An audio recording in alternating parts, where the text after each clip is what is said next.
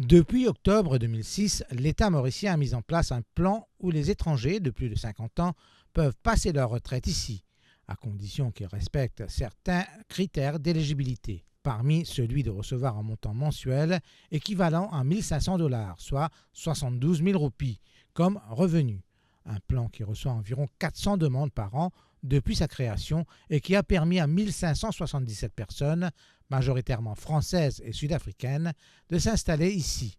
Outam Ragoubar, responsable de l'Occupation Permit de l'EDB, nous donne les détails. Annuellement, nous recevons dans les 400 et l'année dernière, nous approuvons 380 applications. Et à ce jour, nous avons 1577 PMI actifs devant retraités qui à Maurice.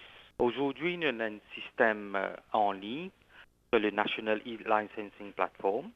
Les retraités capables de faire cette application, même s'ils ne sont pas à Maurice. Et puis, l'équipe de IDB pour faire procéder avec une vérification. Les poils en comité et normalement, within 3 semaines, je finis un que nous appelons un accord en principe. Et dès qu'ils gagnent l'accord en principe, ils ont 90 jours pour compléter l'application. Une personne qui vient de un touriste visa, il a droit à faire une application pendant qu'il est au territoire mauricien, pourvu qu'il y ait un visa qui valide. L'arrivée de Jean-Claude Collot à Maurice est complètement fortuite.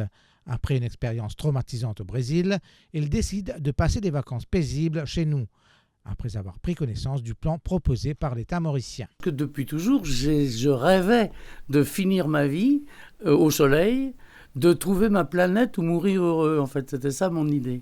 Et donc j'étais parti voir au Brésil, parce que c'est pas mal le Brésil.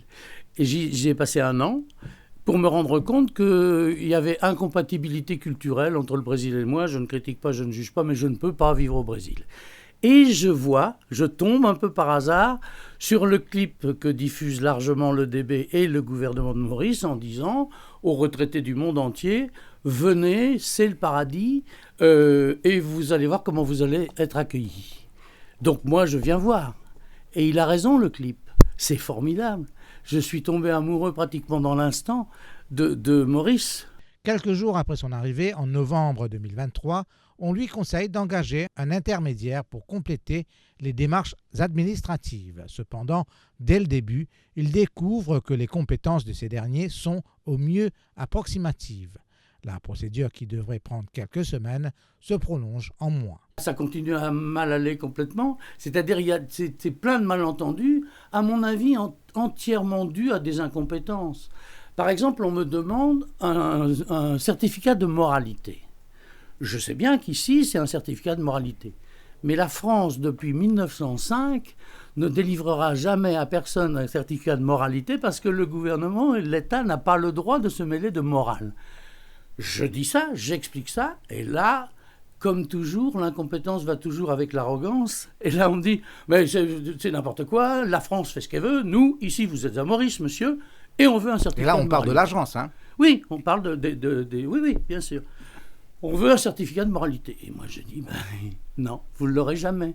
Et ça a été toujours comme ça, c'est-à-dire une incompétence flagrante sur l'administration française. Autrement dit, on vous demande de fournir des documents que vous ne pouvez pas fournir, tout simplement. Donc, à mon avis, c'est la première chose. Il faut vraiment que ces agences, moi je n'en veux pas aux agences, ils peuvent exister, mais il faut vraiment que le DB s'assure de leurs compétences, déjà. Bien qu'il fasse un départ imminent, Jean-Claude Collot reste philosophe. Après tout, son objectif était de trouver son coin de paradis où passer sa retraite. Mais si ce n'est pas notre île, il cherchera un autre.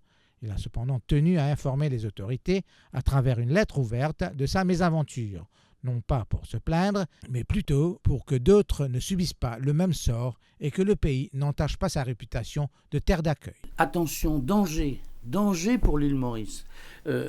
C'est pas possible que, alors que le gouvernement est sincère quand il propose aux retraités de venir s'installer, alors que l'administration est sincère et fonctionne bien, alors que la population, à chaque fois que je dis ici, je vais rester, les gens disent « Ah, super, bienvenue » et vous embrassent. Donc tout le monde souhaite que les retraités viennent s'installer. À cause de mécanismes qui petit à petit se sont mis en place, ça risque d'empêcher tout ça. Et simplement, ma démarche, Elle tient beaucoup au fait que, justement, ici, l'immigré est un citoyen à part entière.